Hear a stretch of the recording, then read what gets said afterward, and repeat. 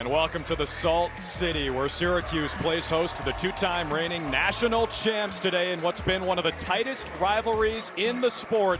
It is the number 6 Virginia Cavaliers visiting the Orange today. Now, Syracuse is going to finish sub 500 for the first time since 2007.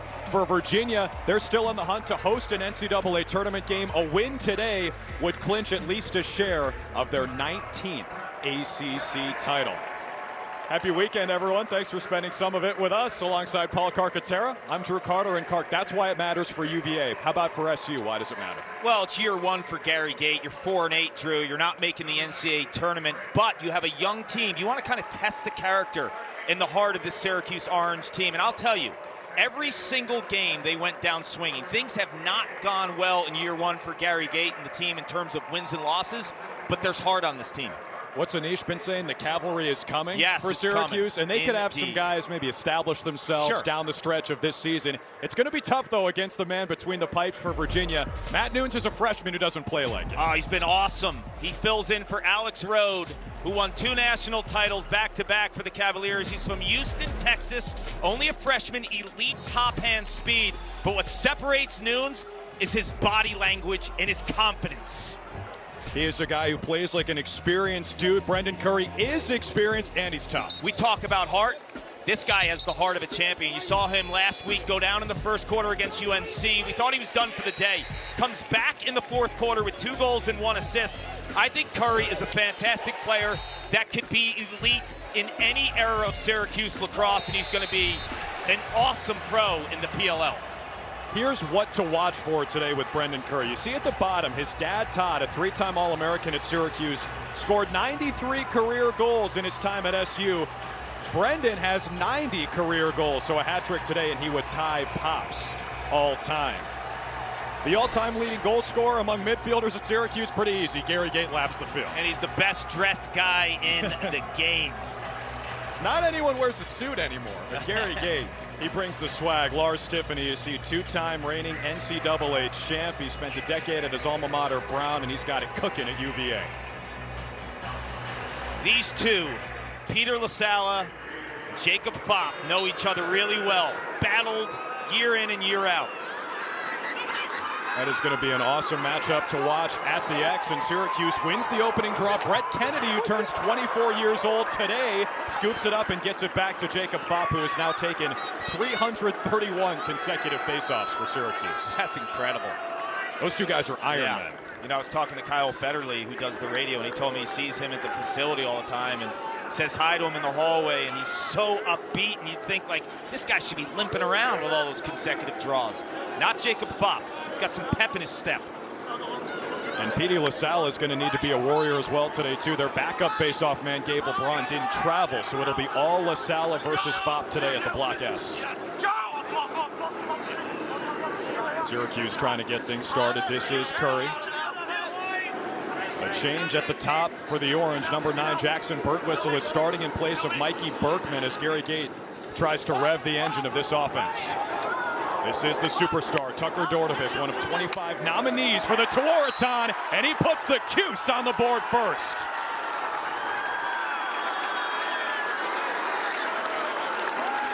He's going after one of the top defenders in the nation in Cole Kastner. Dordevic has ice in his veins, incredible confidence, and ridiculous skill. You see, he drives above goal line extended. Once he feels topside pressure from Cole Kastner, Kastner fights to get upfield with Dordevic, and then right there's the roll. Understanding body pressure, Tucker Dordevic. He is a 5th-year junior who's coming back next year. I love his attitude, and he's a complete lax rat. Like, the game means a ton to him. It is Fopp and LaSalla again, and Fopp is 2 for 2 for the Orange, but they give it away, and UVA takes advantage. Connor Schellenberger says, look what I found, and we're tied at 1. This is crushing for the Orange. Dordevic gets you on the board, and Fopp, who's been so tough at the X, grinds out the win. And then just a careless pass. You almost have to ask yourself, like, what he was doing with that, right? What happened? Bobby Gavin, the goalie, was about 15 yards away from him behind the cage. So the only thing that I could think of was that just threw a really poor pass. He couldn't have intended to pass to that area. Well, he's doing his job at the block as Syracuse has won all 3 faceoffs. But we're tied at 1 after Connor Schellenberger's goal. We're going to have some fun watching Dordevic versus Kastner and then Schellenberger on the other side. All 3 of those guys top 25 for Tewaaraton. Schellenberger's not going to get an easier goal than that one. He usually gets more attention than that. Curry on the dodge and the save by Nunes. I think that went right off his kisser. One thing I want to look at is Nunes in the first quarter. He's never played in the Dome. This is a tough place to play for goalies because of the white backdrop of all the bleachers. It's tough to see the ball coming at you when you're staring at the bleachers. Jacob Buttermore's low shot is backed up by Owen Siebold in Syracuse. Clark, it's almost like when you get to the NCAA tournament and guys struggle with jump shots because they're playing in football stadiums, right? Just a different depth perception. Yeah, the sight line. So when Nunes is staring at a goalie in Nunes, when he's staring at an offensive player for Syracuse, he's looking at the other end zone with all white bleachers. There's a different look for sure here at the Dome, and Nunes makes the play, picks it off, and now Virginia will try to clear for the first time.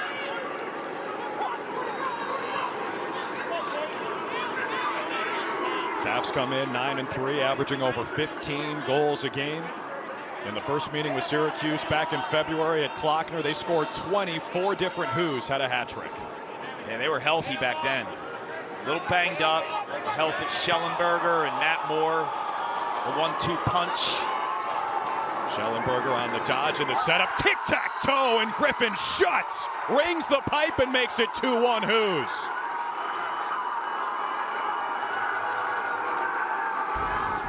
You know, Schutz is a battering ram of a bull-dodging freshman midfielder, but he shows you some range here. Once again, Jeff Connor, to me, and we did the game against North Carolina down in Charlottesville a few weeks ago. He is a conductor, quarterback of the offense. That is a brilliant pass by Four and Blue, finding Schutz, who hammers it. Syracuse fans, get excited. Griffin Schutz was the #1 recruit this year. Joey Spallina is the #1 recruit this upcoming year, and he's going to Syracuse. Yeah, the future is bright for Gary Gait. And another player who's right up there is from Canada, Finn Thompson, who can play attack or midfield. Elite hands, finishing ability. I think that's going to be big for Gary Gait, who's from Canada, to get the top Canadian scorers back to a place like Syracuse. He gets those kind of guys, the offense just will look different. It's a little weird, Clark. You look at the roster and you think, where are all the Canadian guys? They've only got 2 on the roster. Owen Hiltz is out for the year. He was the freshman last year, spectacular. And then Jerry Stott's a reserve defenseman. There's not a whole lot of Canadian influence here. They're coming. He'll be up in Canada this summer. They're coming. Here's Matt Moore. You mentioned the injuries for Virginia. He is playing, been banged up for about a month ever since that Richmond loss. Nursing a lower body injury, so you don't know if he has that quick burst. Tried to finish that time, but Gavin has the answer. And that'll be a shot clock reset as Moore cleans it up. Here's Connor back here. So he's a midfielder. He takes defensive midfielder Max Rosa out of his comfort zone, and he has vision of a feeding attackman like Connor Schellenberger. The screen from Moore. Connor, low shot goes. 3-1 Cavs, and they're rolling at the Dome.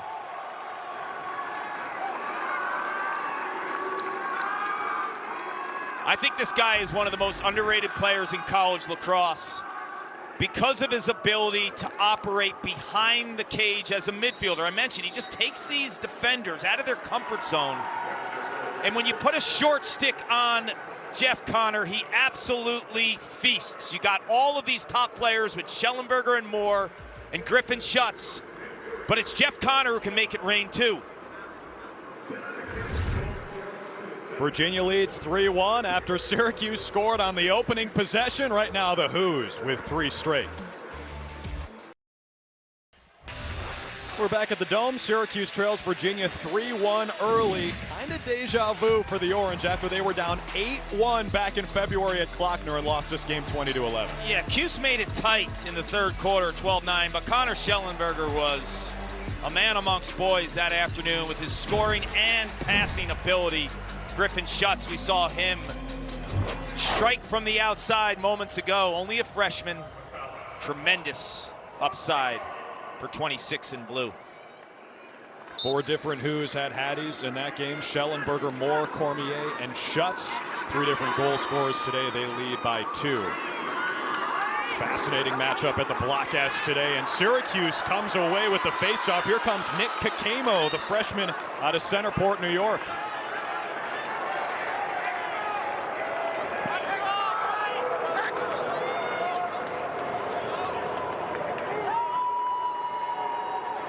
Orange on the year, averaging 13.4 goals a game, shooting 28%. Not the offense that Gary Gate wants, but still year 1.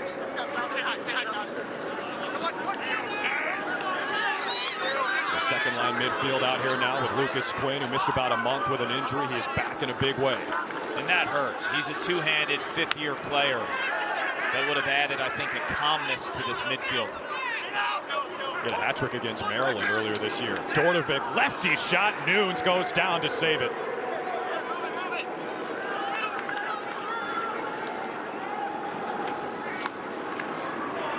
Grayson Saladay, a one-man clear for UVA. They'll set up that potent offense again with Matt Moore. Moore is 15 points behind Steele Stanwyck for the all-time leading scorer title at Virginia. With a deep postseason run, Moore could get there. Love his versatility, too. Played midfield his first year, a little bit of both his second year. Evans in on the feed. Peyton Cormier with that box lacrosse background, spun and shot, and it's backed up by Virginia. Yeah, you talk box lacrosse background, it's the quick release, right? It's the catch and turn and shoot all in one motion.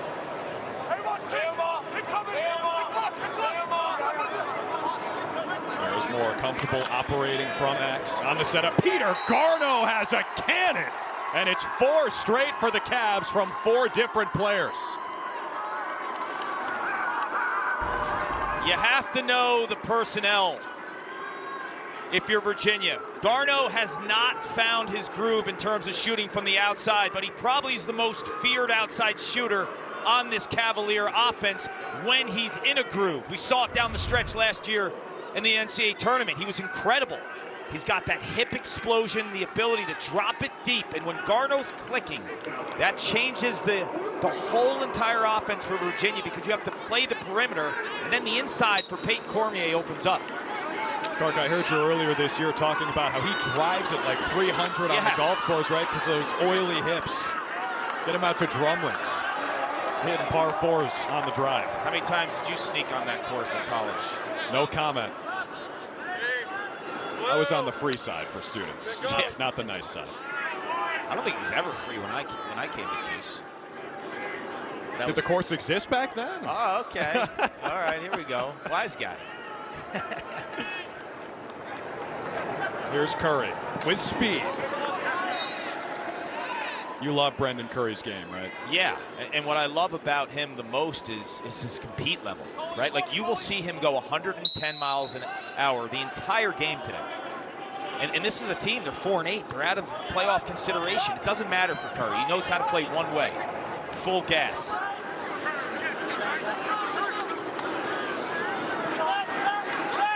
Buttermore. Nunes had it for a second, scooped up by Cole Sostad, one of the captains, and UVA will clear it again. Nunes has stood tall. It leads to offense for UVA, and 5 straight goals. Jack Peel on a pull goal.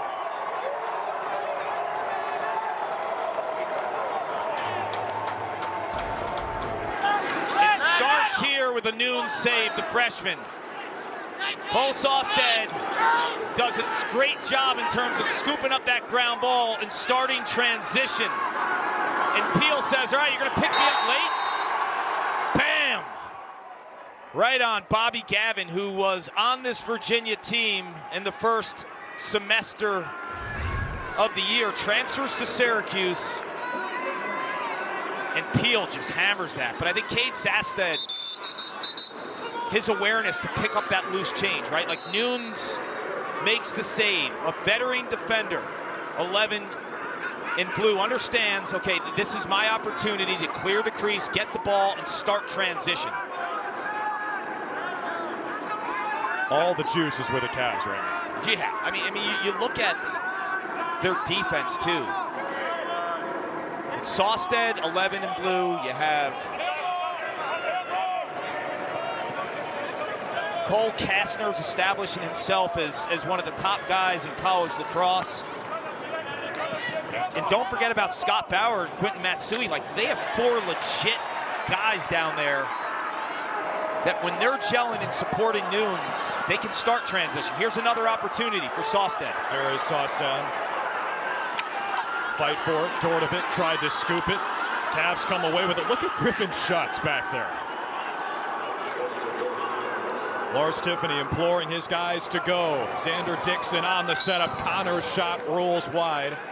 On the backup, it'll stay here with the Who's. New goalie for Syracuse, Harrison Thompson, takes over between the pipes. Well, that last shot by Peel, 49 in blue, and he stuck it. That was stick side. You don't expect goalies to make every stop, but you want to see their body language, and you want to see their step, right? You just didn't see the explosive step from Bobby Gavin on that last goal by Virginia. Watch the pop when Nunes is in cage, right? On the opposite side of the field. He's exploding to the ball. Cormier's shot turned aside. Brett Kennedy has it. Happy birthday, number 11. Senior out of Ridgewood, New Jersey, turns 24 today. And he clears it. He's dangerous with the ball on that long stick. So is Sam Alexo. Pass to Dordevic is wide, and it goes right back to the Who's. And Dave Petramalo, can't believe it. Yeah, it's one of those turnovers, right? When you turn on the tape, you're going to say to Sam Alexo, like, step away from the pressure, change your hand, roll away, and just make the easy pass.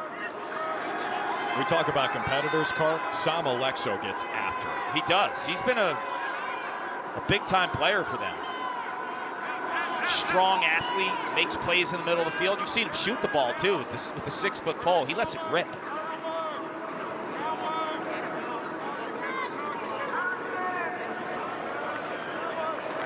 Virginia with 6 shots on goal. 5 of them have found twine. Here's Evan Zinn. All the speed in the world, just missed it wide. Yo, if that's on cage, that's going.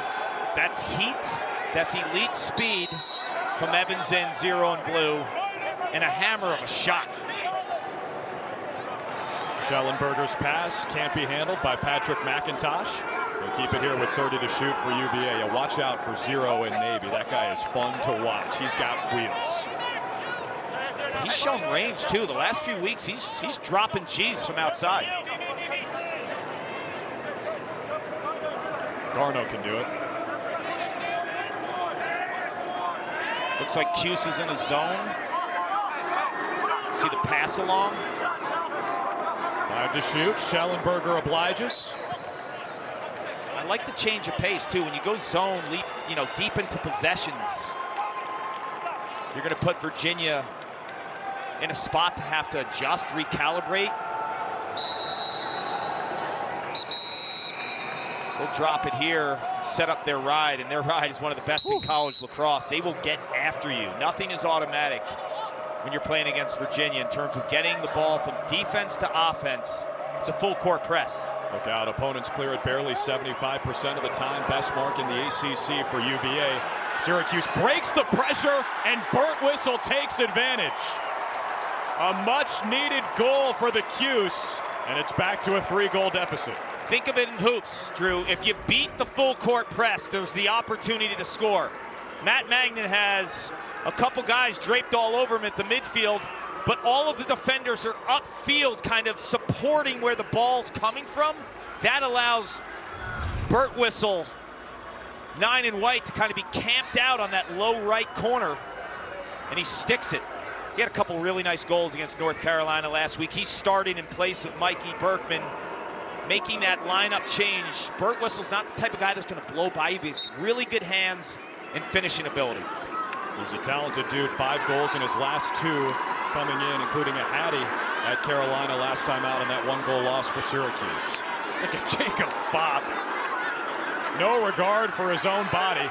Petey LaSalle is the same kind of way, and he can score. Here comes the face-off man, and he takes a beating. That happens once a game. Yeah, you don't want that if you're Virginia. Petey LaSalle is a big-time competitor, but he runs into pressure and contact, and normally I'm okay with that, but not with the upper body injury.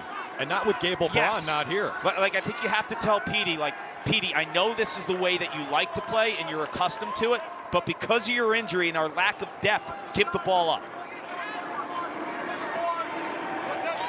That might be one that Lars Tiffany wants to delegate. Hey, you tell him not to shoot. Here's Matt Moore. Look at the size.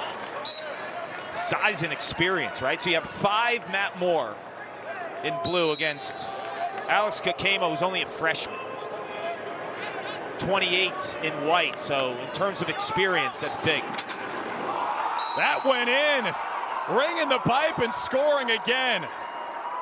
It's all Hoos here at the Dome.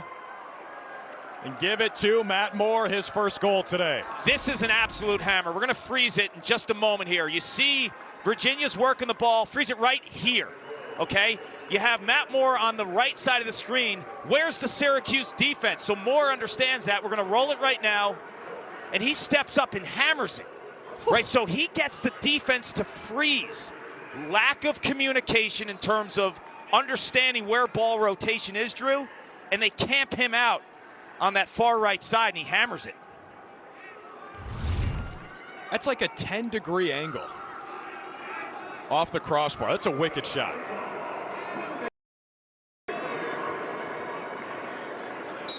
Six goals, 6 different goal scorers for UVA. Fopp has been great at the face-off X. Sala on the deck, 23 in blue. Syracuse comes away with it. Good stick from Grayson Saladay, 32 in blue to knock it away, and Nunes comes up with it.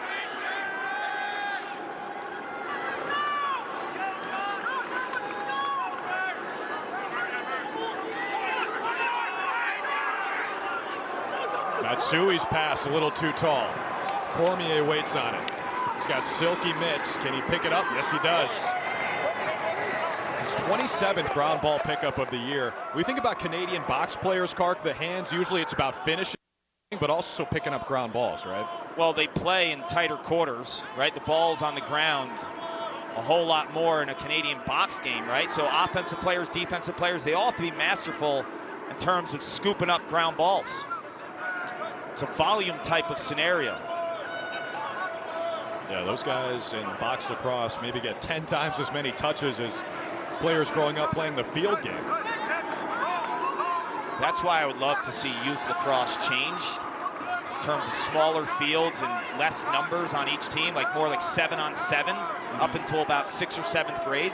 Like, let the younger boys and girls play a game where there's a lot more touches, a shorter field, to kind of mimic those positive attributes about box lacrosse. There is Cormier. The shot was saved by Thompson, who's in there for Gavin. And Syracuse on the clear, Dami Oladamoye. There's another birthday, it's him, he's 23 today. Dami and Kennedy, right? Both birthday boys. Who's buying them steaks tonight? Maybe over at Scotch and Sirloin, the Lars Tiffany family business. Yeah, put it on Lars, right? Tab.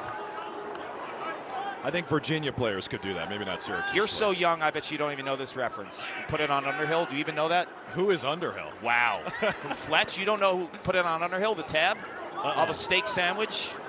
Is that from like Casablanca or something? No, Fletch, the movie. Wow. Can't say I've seen that one. I like Marvel movies. Here's Owen Siebold. Met by a wall of Cavs. Quentin Matsui out of Eden Prairie, Minnesota in the West Metro area comes out with it. Yeah, that's your boy from right around where you grew up. But we have Matsui, we have Sawstead getting those ground balls, right? In the defensive side of the field and clearing the ball for the Cavaliers and giving them offensive opportunities. The sticks down low between Matsui and Bauer and Sawstead and Kastner. Those guys can handle. They're like Roombas. They just roam around and pick stuff up off the carpet. That shot too high from Jeff Connor, backed up by Schellenberger with 20 in the first quarter to go. Again, only 7 shots on goal for UVA, 6 goals. These guys are snipers, including Moore. Just scored one off the pipe, missed that time. Moore can hammer it. Last chance for Syracuse. Dordevic with 5. Bullseye! He started the first quarter with 1. Now he ends it with another. Give him the touches. Get a little lucky if you're Cuse. Matt Moore, little giddy up, top crossbar, moves the cage with that hammer. Cuse, we talk about the defensive ground balls for Virginia. They recognize the clock and who they get the ball to. 23 in white, 44th of the season. He's a human highlight reel, right? When you think of this season, him moving from midfield to attack, I just think people are going to be lining up for the PLL next year to get this guy. There's going to be moves, I think, made to position yourself to have Tucker Dordevic on your team. He's that good. He's coming back for year 6 in Syracuse next season. He's keeping the orange in at 6-3. The Who's lead. Connor Schellenberger, easiest goal of his life, was the first one for UVA. First of 5 in a row. It's a 3-goal Who's lead as we go to the second.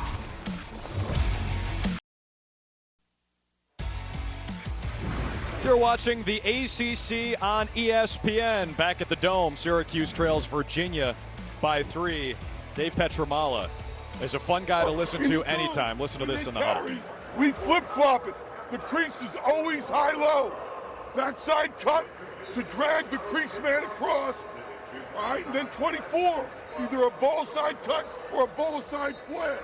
If he flares, we can help from the top down. If he cuts, we got to get the short stick across and help on the backside cut. Understood? Yes, listen, man to man, it's all big 22, big little. We got to defend the ball better, and we got to make better decisions. Wow. Yeah, he's breaking it down because this is a chess match with Dave Petramala kind of countering what Sean Kerwin does at Virginia in terms of moving the players around and guys like Jeff Connor, who's a midfielder, going behind the cage. There's Kerwin with the blue and orange hat. Kip Turner in the middle.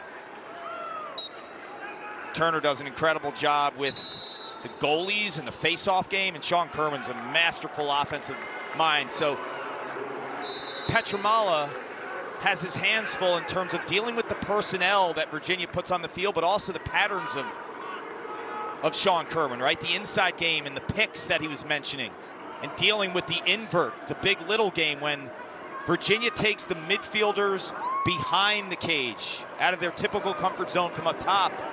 There's a lot going on there. Low shot, bang! Jackson Birtwistle has 2 today. Welcome to the starting lineup, number 9. So chew on this for a little bit, right? Birtwistle redshirted last year. He's only a freshman eligibility, and he's showing the ability to finish the rock, right? With a high crease rip right there. You put him around guys like Owen Hiltz and Joey Spallina and Finn Thompson next year, he could be a great complementary player in terms of occupying areas. You have your playmakers, you have your perimeter guys like Tucker Dordevic. You need guys who can play inside, and he's shown you the last few weeks with those hands he can.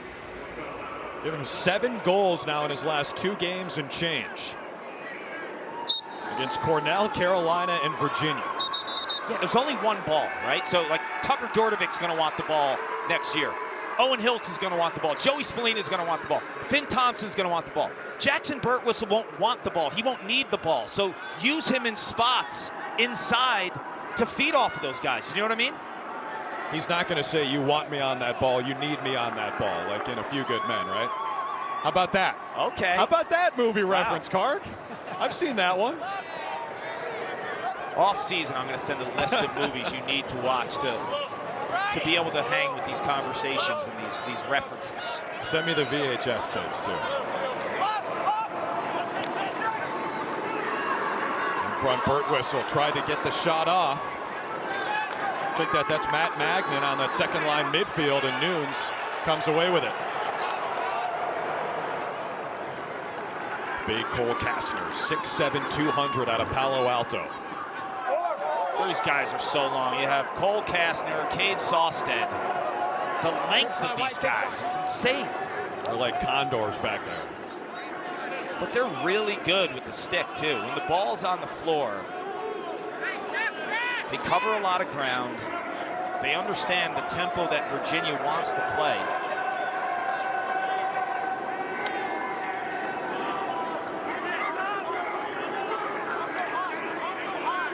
Jeff Connor on the speed dodge, the setup. Schellenberger is denied.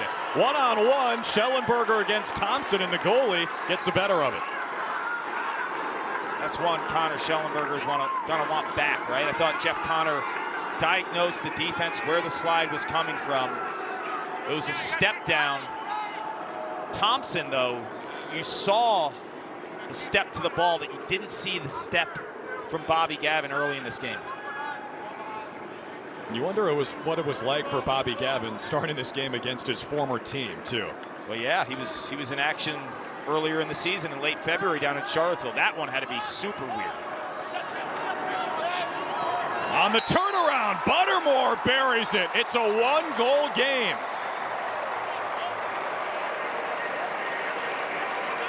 We've seen two question mark dodges. Dordevic in the first, now Buttermore. So you get your man above goal line extend, you feel topside pressure, and that's where you roll. Once you feel like the defense is closing out your upfield motion, that's when you roll away. The key to that, though, Drew, is you have to make sure that you're high enough where you come out with an angle to make that shot. Buttermore does that. Beat Nunes near post.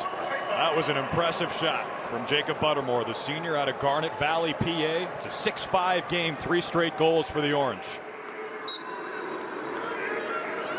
You got to credit this team, right? I mean, they're 4-8.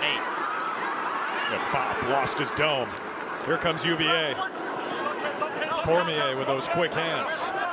Matched up with Grant Murphy, who went to the same high school as Matt Nunes on the other side in the Woodlands, Texas. A little bit older. Yeah, Murphy in his 5th year, no overlap there. So what's at stake? I mean, the Cavaliers, they win this game, they can claim another ACC championship, right? But also potentially a top 4 seed in the NCAA tournament. They lose this game, there's no way they're a top 4 seed. No ACC tournament this year. You think they could get to top 4? Potentially. There's still a lot of lacrosse left with Harvard and Yale next week and Princeton and Cornell. A lot popping in late April. We got some chaos today. Yes. Ivy League is a war right now. Chaos is great. How about Navy beating Army in overtime? Woo. Dixon, the Slim Reaper, missed it wide. Schellenberger on the backup. What I can tell you, if they lose this game, there's no way they're top 4. No. But if they win it, they're definitely going to be in consideration. Is there a big difference between top 4 and top 8? Yes, it's called the University of Maryland, right? If you're the 4th seed, though, you have to play the 1 in the semifinals. So you could argue that you don't want to deal with that bracket. Is it better this year to be a 6th seed than a 4 or 5? Why? Because then you don't play Maryland in the semifinals. There's Jeff Connor with his 2nd goal today. 3 points for the senior out of PA. I'm so impressed with this guy. We did the game together when they played North Carolina. Jeff Connor is the glue of this offense, along with Schellenberger and Moore, right? Those are the 3 guys in terms of creating offense, always finding a way. And Moore spots a kind of discombobulated Syracuse defense off the end line. And Connor's smart enough to know that, okay, the pressure's going to come once he passes. I got to get that shot off quickly. When we did that game, it was the first one after the Richmond game when Matt Moore got hurt. He didn't play against Carolina, and we were wondering who's going to be the 2nd guy in that 2 QB system with Schellenberger, and it was number 4. Jeff Connor did it last year against Georgetown in the quarterfinals. Jeff Connor is a terrific player. I think he's one of the most underrated players in all of college lacrosse. Fop got tagged by Saladay. It'll be Syracuse ball. There's so much talent on this Virginia roster. Listen, Kark, I'm just going to say, yes, you want to avoid Maryland, but don't sign up to play Georgetown either. No, I get it. You don't. But to me, and we're going to get into this conversation throughout the game, you don't want to play Maryland on a week's rest. If you're a 4 seed, you play them in the national semifinals on a week rest. If you're a 2 or a 3, you could get Maryland with 2 days rest on a Monday after playing Saturday. you have a chance, right? Dordevic right on the doorstep, and he's in the crease. It's Virginia ball. And the reason you want him on 2 days rest is because Tillman is just a master preparer, right? He's a master preparer. Their face-off specialist, Luke Wehrman, has been amazing this season, right? But he's taken the majority of the draws. If you get a hot semifinal game on a Saturday, and if they're playing in the second game, like, that is a quick turnaround to be nicked up, to play the two best teams you're going to play all season long. Right. Later in May, potential heat, less rest. Garno has one already. Thompson with the save. Number one looks good between the pipes. Here comes Alexo. He'll shoot it, man. He doesn't mind shooting it. He's got no conscience and had it taken away. There was stick-to-stick contact, and then he got tagged. I knew he was going. I've seen him do it many times. You wonder if the attackmen in front of him were shooting, watch your back, though, right? Like, watch your back, watch your back. You have to recognize that there's a trail guy there behind you. I think he likes it. He likes the contact.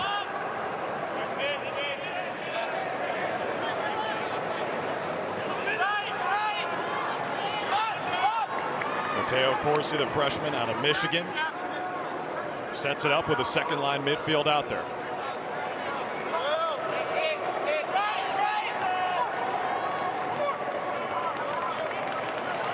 Here's Dordevic, one-on-one with Kastner. A little space, good help from Mitchell Whalen. Dordevic tries to get those hands free and can't. Magnan's turn. Dordevic fires, Nunes, kick save and a beauty. Magnan's underhand shot is saved as well. You go low or high, 41's there. He's only a freshman. He's a true freshman. Matt Nunes, goalkeeper, Houston, Texas, top-rated goaltender in all of high school lacrosse a year ago. This absolute beast was the top-rated player. 26 in blue, Griffin Schutz. I saw him walking into the dome today. He looks like a tank. He is a tank. 6'3", 220 out of Trumbull, Connecticut. This is Matt Moore. Little space. Plenty of space this time, and Harrison Thompson is making a name for himself today. He is, but you can't leave Matt Moore open like that, right? If you're going to slide, that's what Syracuse kind of runs into, that problematic should I stay or should I go zone. Like, Peyton Cormier doesn't beat his man there. Does it warrant a slide?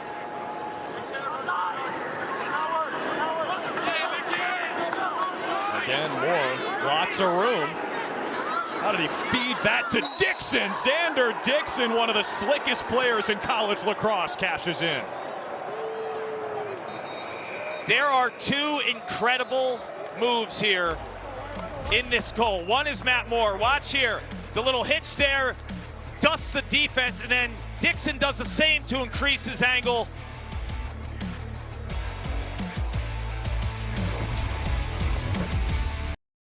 That's my number 2 guy right there.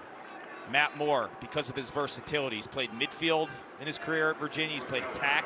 His sophomore year was a 40-40 guy. 40 goals, 40 assists. This guy is a plug-and-play type player in the PLL. I can't wait for the PLL. I always would get depressed at the end of lacrosse season. Like, what am I going to do? I missed the game. Now, with the PLL, you get to watch lacrosse all summer long. So now I have like a solid 9 months of lacrosse that I could just, I don't know, inject into my veins.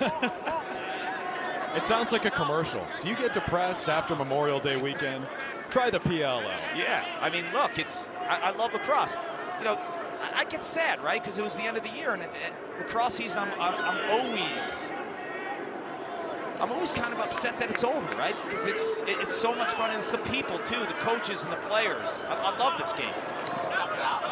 Cormier, low shot, Thompson with another stop.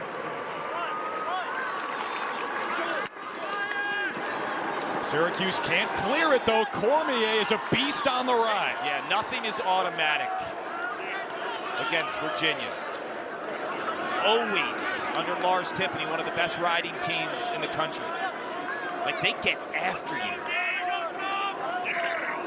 They've been the best riding team in the sport for 4 years now. Yeah, and if you don't ride, like, you're not going to play. I mean, Peyton Cormier is a finishing attackman, but you saw him hustling and giving it his all to press the defender.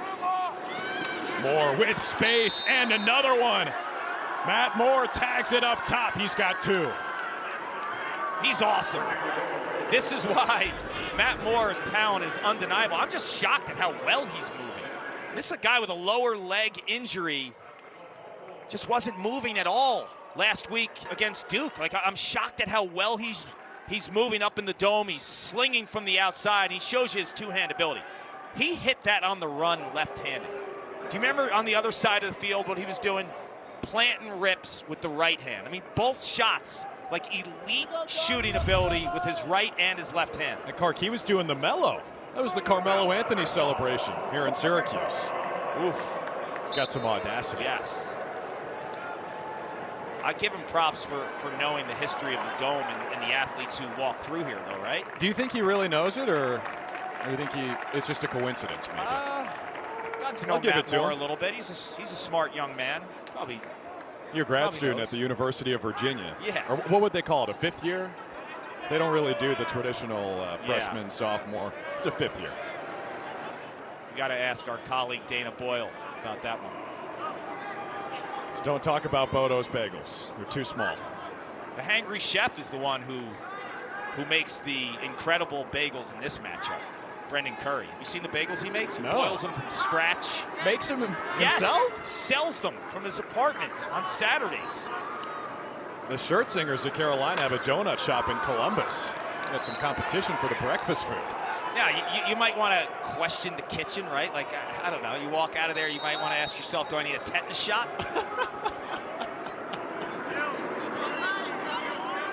But I would eat one. I would too. Curry! Chef Curry making sweet magic on the field. It's a tasty shot. I was just talking about Matt Moore, and the elite players in college lacrosse, Drew, have the two hands, right? Because then you have options. You face your defender, square him up. If he's hedging one way, you split the other way. If you're a dominant one-handed player, it's hard to have those kind of options unless you slip underneath and have perfect shoulder kind of positioning. Brendan Curry and Matt Moore just show you the ability to go two hands. That's what separates like the good players from the elite. And Curry and Moore are elite. You had a great conversation with Gary Gate on your podcast a couple years ago. Gary showed up to Syracuse. He's a one-handed player with that box background. Wow, LaSala just got crunched. And Virginia's going to go on the extra man here. Free possession. Yeah, Gary is predominantly a lefty, but what people don't know is he could throw a 40-yard behind the back pass on a dime. And when you go behind the back, you're basically replacing your offhand. Him and his brother Paul, the best behind the back passers you'll see. The best pass I've ever seen in college lacrosse was Paul Gate. 1989 national championships. He fed Greg Burns on the point, who stuck it by Clint Kessler. Cormier sticks it past Thompson. It's a 10 spot for the Who's in this first half with the flags on the field. This is kind of all feeding into what I was saying, right? You remember the two-handed player? If you're a one-handed Canadian like Peyton Cormier, what did I have to say before? You have to use your shoulders properly. You have to slip underneath the defender to continue upfield so you don't decrease your angle too much. Cormier isn't splitting left to right. Push is wiped out. Goal's good. Even face. So no penalty. So Cormier understands that. Cormier is rarely going to shoot with his right hand, but he has the underneath slip game because of all his experience playing in box lacrosse. You could argue like the Canadians don't need the offhand because of all of their experience using their shoulders and getting underneath defenders. Field lacrosse players, their foundation, they're not groomed that way. They play in space. LaSala wins it cleanly, keeps his footing. Petey LaSala scores! No contact this time. He's the 9th goal scorer for the Cavs in this first half. There's no way they've had a conversation with him. Don't shoot Petey, right? He only knows one way. This is a guy who squats 600 pounds. He benches well over 300 pounds. When he sees pay dirt, when he sees green, he is going to the rack, and that's what kind of separates him from the pack. He always finds a way to score those big-time goals when Virginia needs it. He's more than just a face-off specialist. He is a bowling ball with a cannon. So tough, too. I mean, this guy is not healthy. Like, we've seen him knocked around. We've seen a sling earlier this year. Doesn't matter. He's just built differently. Doesn't miss games. Probably shouldn't have played against Quinnipiac last weekend in a game that, frankly, they didn't really need him in that game. But Petey told the coaches, hey, Quinnipiac's faceoff guy is pretty good. I got to be out there. I got to play. When you talk to people about Petey, too, like his love for the weight room and his ability to get after it, that's helped him kind of recover from these injuries because he is jacked up top with muscle. If he was skinnier and he was frail, some of those hits, man, he'd be gone. LaSala playing through injury. Matt Moore is a little bit banged up as well. He's got a couple of goals today. I mean, these guys are so fun to watch, and Matt Moore has been doing it his entire career. He's got a chance to catch still. Yeah, you look at that list. He was able to pass Doug Knight. I was the same year as Doug. Doug Knight gave us nightmares. I remember my junior year, we went down there, 8 goals in a game against us. He was unstoppable. You ever get trapped on defense against him? Doug Knight, no. Right hand, which for good reason, but I think we're better off being confrontational on him, try to get through that pick, and if we have to slide, we'll take a slide. I mean, that's fine, as opposed to backing off. The big man kick's working so well. It's like if he takes right hand in the middle, it's still just like, if you play straight out. Yeah, I had us overplaying the right, and I'm going to have you guys play a little more straight out. I think straight out. I'd like to see you match up more with the first line. Okay. I know 16 plays both lines quite a bit, but not all the time. Okay. So let's see if we can match up you in that first line. You know what I heard him say in the beginning of that clip was he wanted confrontation, right? An aggressive style of defensive lacrosse. But the other thing that stood out to me is his players talk, right? They talk. He listens. Like, he is an extraordinary listener. When you talk to Lars Tiffany, he makes eye contact with you. You genuinely feel like he's invested in the conversation. And you saw it with his players right there, right? Like, one player had something on his mind. Lars stopped. He listened to it. It's not that he's going to take it every time and say, we're going to do this or that, but he listens. A conversation in person with Lars Tiffany is an intense experience. He is looking through your eyes into your soul every time. But the more that you get to know him, like, I've known him for a long time. I've shared a lot of great conversations with him. Like, he is a unique individual. Yes. It's a great word for it. He's super kind, and his upbringing was very uncommon. He grew up in Lafayette, just south of the Carrier Dome, on a buffalo ranch. You asked him on your podcast about some hobbies outside of lacrosse. He said, no hesitation, firewood. Yes. He moonlights as a lumberjack, cutting down trees and making firewood. What you want in a coach is you want them to care about you, right? It's like he runs the defense for Virginia. Dave Petramala runs the defense for Syracuse. Different styles, right? Different body language, common denominator. They are invested in their team, invested in their players, and they love their players, right? Patrick McIntosh feeds in front, and Peyton Cormier buries it, but he stepped on the crease line before it went in, so wipe the goal. Ball's got to go in the twine before you step inside that yellow.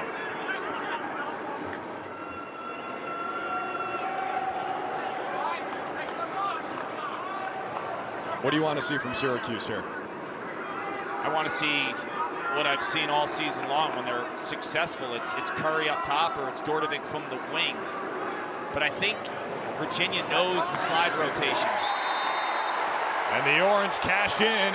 It's Birtwistle again with a hat trick in his first start. This is masterful by Brendan Curry, understanding the slide. So we're going to roll this right here. We're going to freeze right now, okay? You have these two players for Virginia in a conflict zone. Curry recognizes that, will roll right now. He becomes a passer, right? On his prior dodging move, He went to the cage, lefty down the alley. There was no slide. This time, Virginia's really concerned about him, right? So there's two guys that are uncertain what to do. He recognizes that and becomes the passer.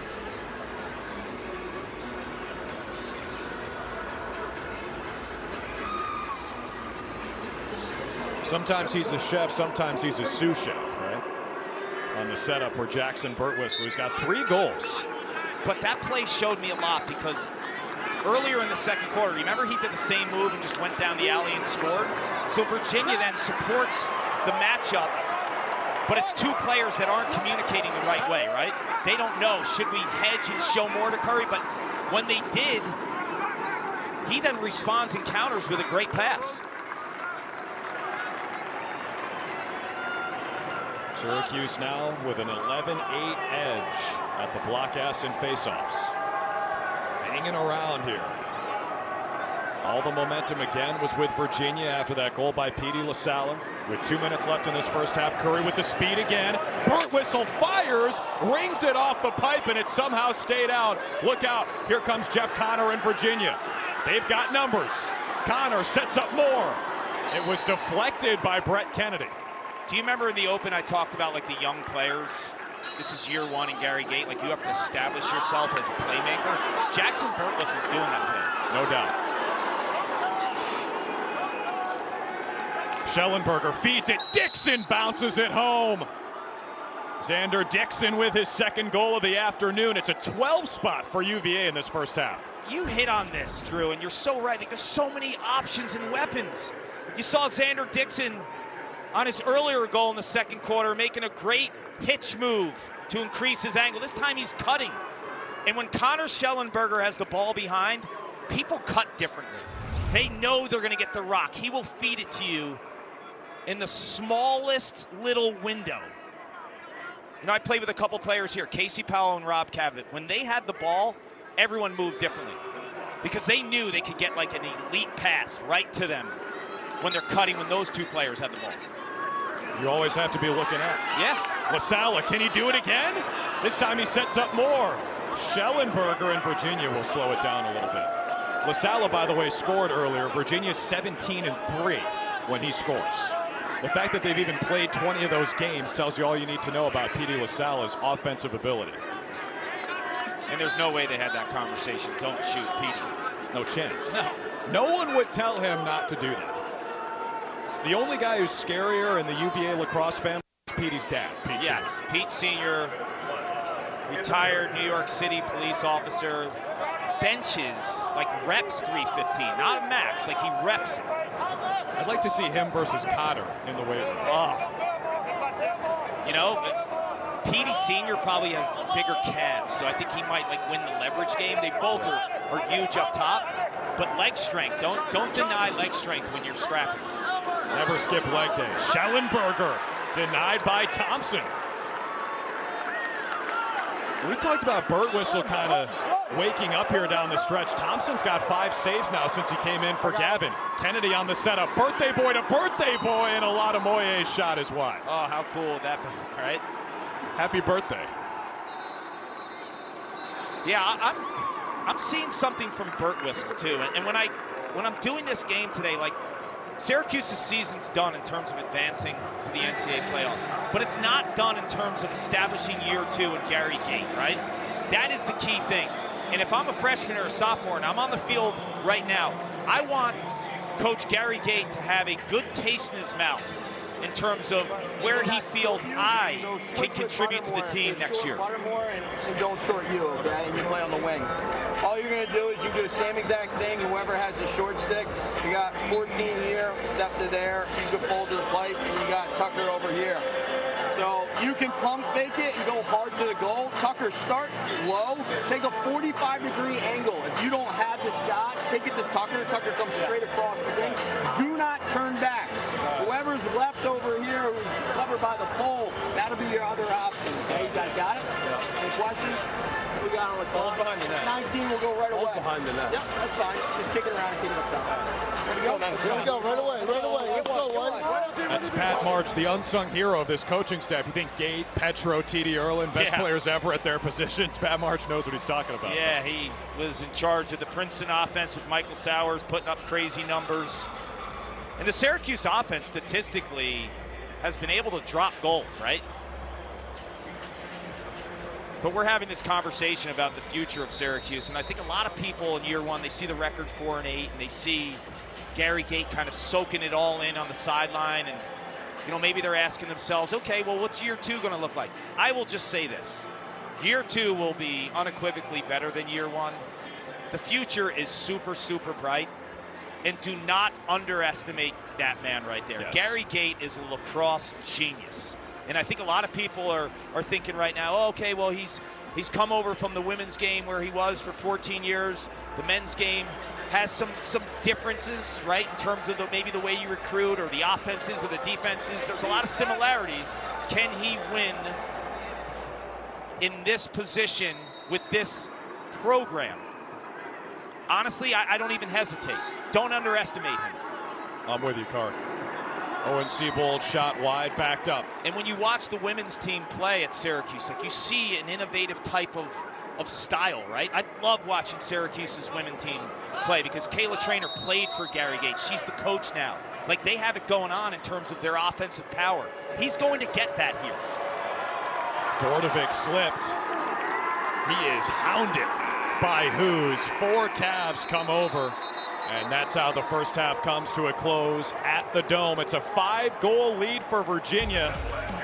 They had 9 different goal scorers in the first half, and they lead 12-9 as we take you to the break. Jacob Buttermore with the question mark has the answer. Matt Moore with a couple goals for UVA. Don't go anywhere. Halftime is next.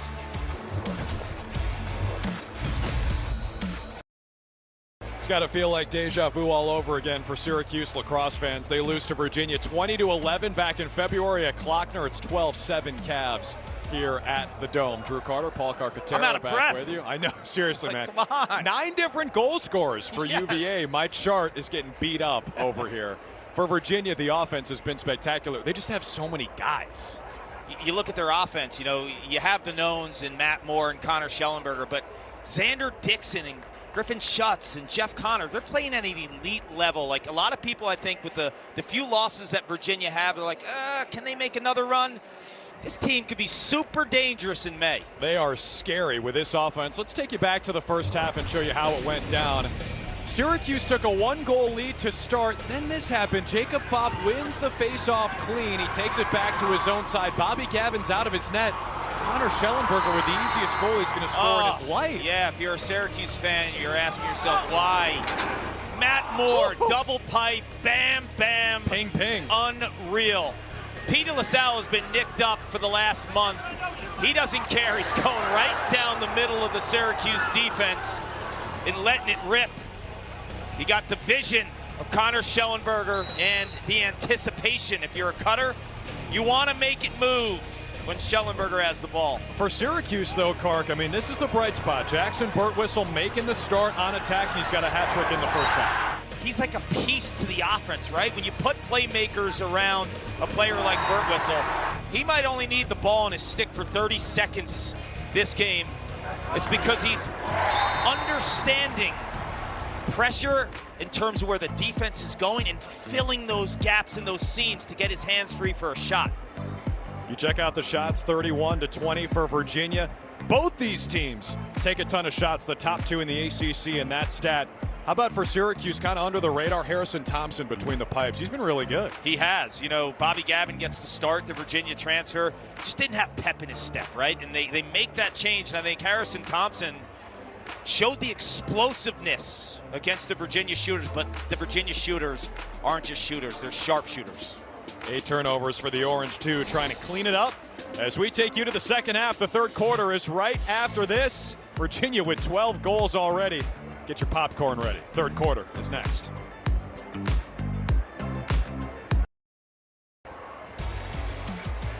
Well, welcome back to Old Spice College Lacrosse.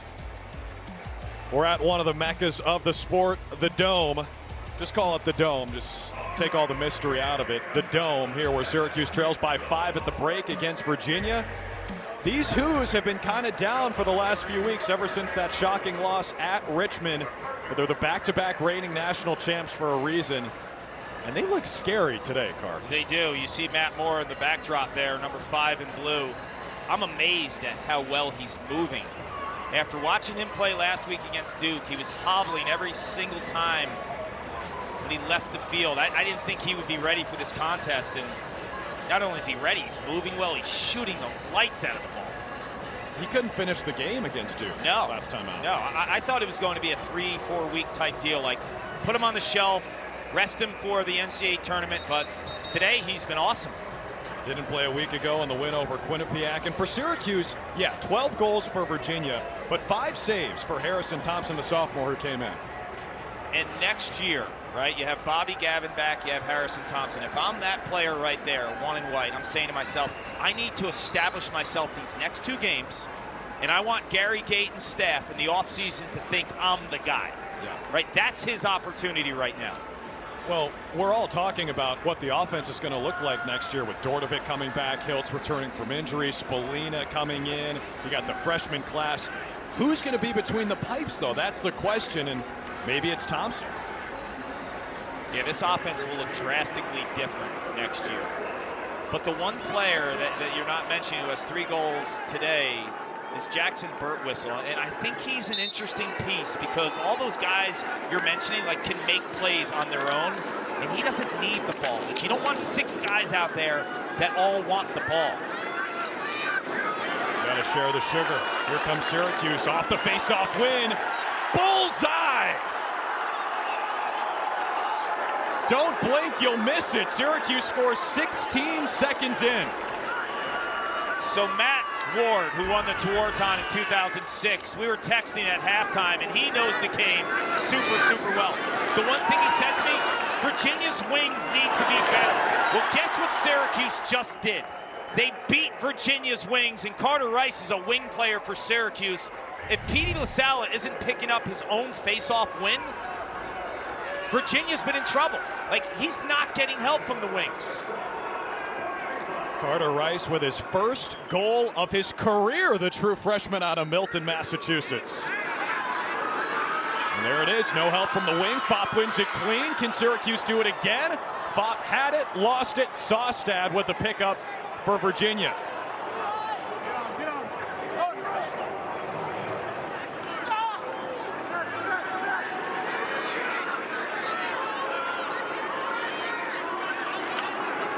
Welcome everyone watching LSU Georgia softball. Glad to have you with us at the Dome here in Syracuse. Drew Carter, Paul Carcaterra with you. Virginia leads 12-8.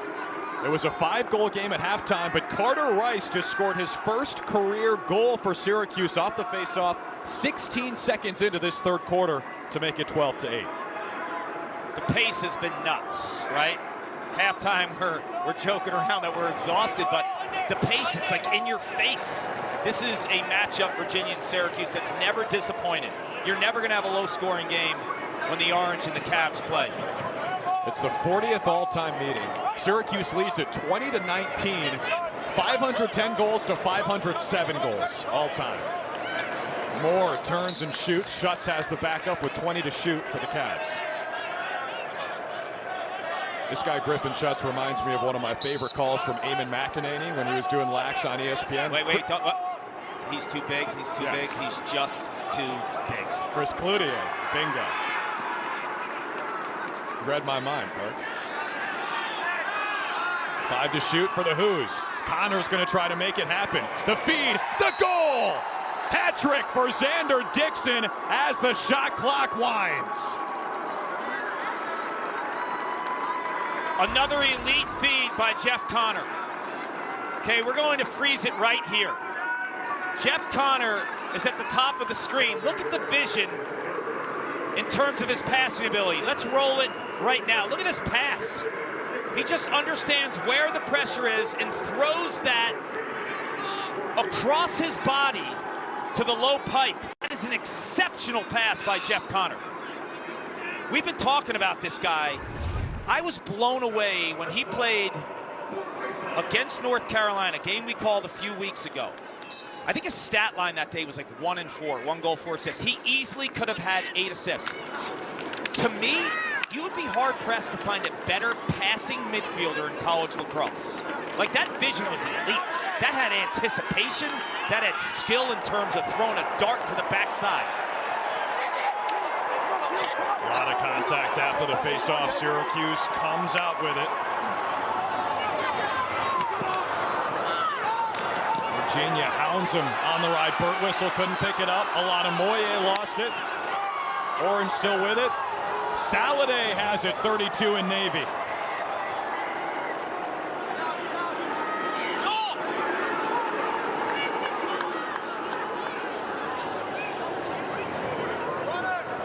You know, we talk a lot about, like, the differences in our ages, right, in movies. Do you know who Rodney Dangerfield is? Yes. Okay. No respect. No respect. Jeff Connor should be on, like, the all Rodney Dangerfield team. I like that. He doesn't get the respect he deserves. I think this guy is, like, honestly, he might be the piece to another championship for them, because you know what you're getting out of Connor Schellenberger and Matt Moore. Like, they're the established 1-2 punch, the secret sauce of this offense. He takes this offense to a totally different level because he always gets a short stick.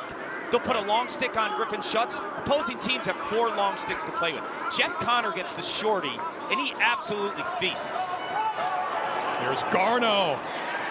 Patty Mack on the rebound. Patrick McIntosh is the 10th goal scorer for Virginia today. Everyone's invited to the party. You got to crash the boards. Garno shows you the left-handed shot. That's a good save by Thompson. But McIntosh knows, okay, crash the boards just like in hoops.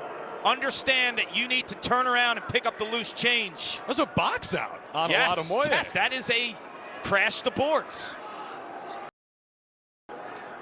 It's just an embarrassment of riches for this Virginia offense. I mean, you hit the nail on the head, Clark.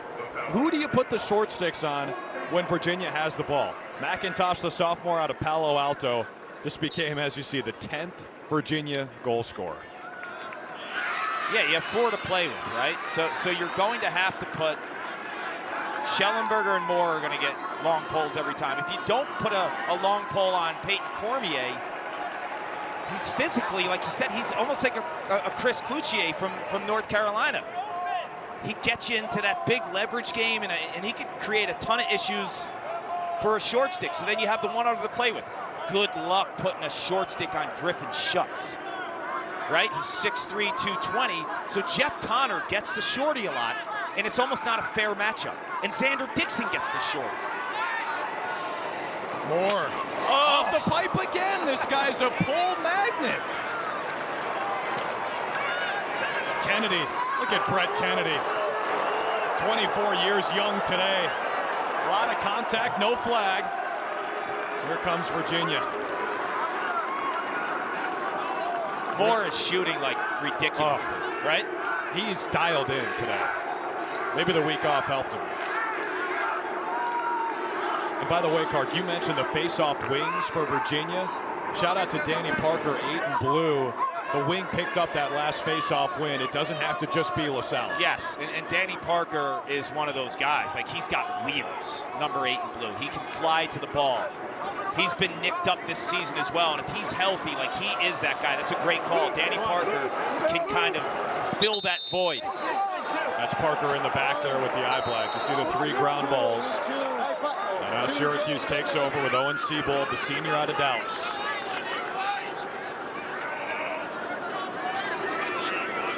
Buttermore scored in the first half on a question mark. Here comes Kerr. He's got ridiculous speed.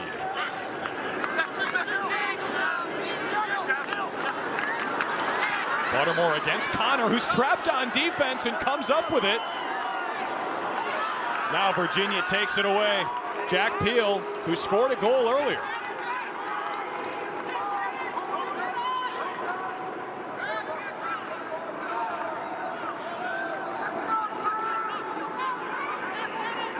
Matt Moore will slow things down. Look at the caused turnovers. 9 for UVA. That ride is tenacious. Yeah.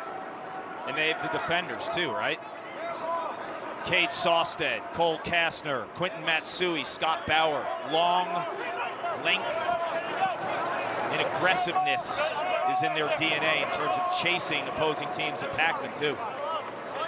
I love what Lars Tiffany told us earlier this week. Kate Sostad is like a grumpy granddad. That's how he described him. Connor, that's in. Jeff Connor has himself a hat trick to go with 2 assists. It's a 5-point day for the senior. Are you sold on him yet? Absolutely, Clark. Absolutely. Look, what can he do? So they're forcing him to go left to his weak hand, but he drops his foot hard in the turf behind at X and still gets his strong right hand. Like you saw the way Buttermore was playing. They were saying righty, righty, righty, so they're forcing him to go where? Left. He drops that aggressive left plant foot, and he still gets Buttermore to bite. He's really good, man. He missed a month earlier this year. He's got 5 assists over his last 3 coming into today. 2 more helpers and 3 goals. Look out, Fopp lost the head of his stick. That'll be Virginia ball. And Jacob Fopp, I feel bad for that stick. The guy's taken 330 straight faceoffs before today, and he's taken every one today. LaSala, give him another one. Face-off specialist? No, sir. This guy's got game. Watch after the shot. You got the little Petey flex. Wins the draw. Gives it to his boy, Danny Parker. Matt Moore knows when 23 in blue sets his feet at the top stage of that restraining box area, it's go time. Timeout Orange. Petey LaSala with a couple of tallies today. The Who's doubling up the orange.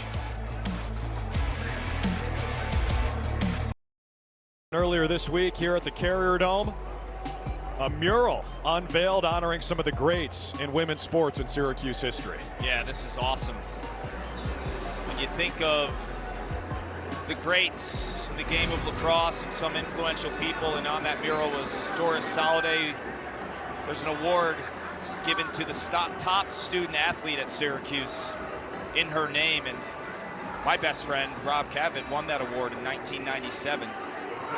That's a big-time award in the name of someone who is a great influence at Syracuse University for many years. There's a lot of contact at the block S. Fopp and LaSala have been going toe-to-toe for years at the X, and it's Virginia ball after Fopp leveled Petey, who's got a couple goals today. There's a flag on the field. It'll be a free possession for Virginia. Last time they had the ball with a flag on the field, they scored.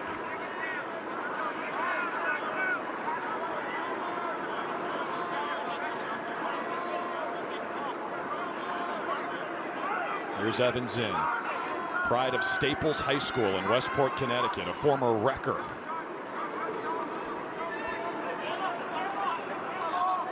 Schellenberger against Kennedy. Feeds more. Garno. Oh, off the upper 90.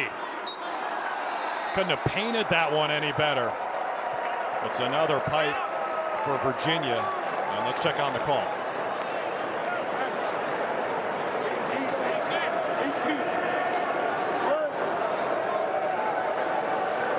White number 12, delay game for 30 seconds. White number 12, delay for 30. It's against Carter Rice for Syracuse. There's a teachable moment between Dave Petramala and Carter Rice. There's no possession. You just can't play it go. Syracuse struggles on the man down. Opponents score over half the time. They're 70th out of 72 D1 teams in this Virginia unit. We've talked about it. They've got weapons. Garno.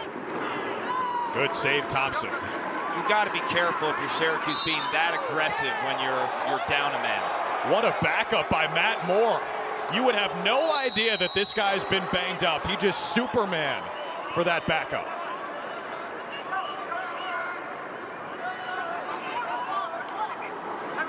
Schellenberger. Oh, yeah.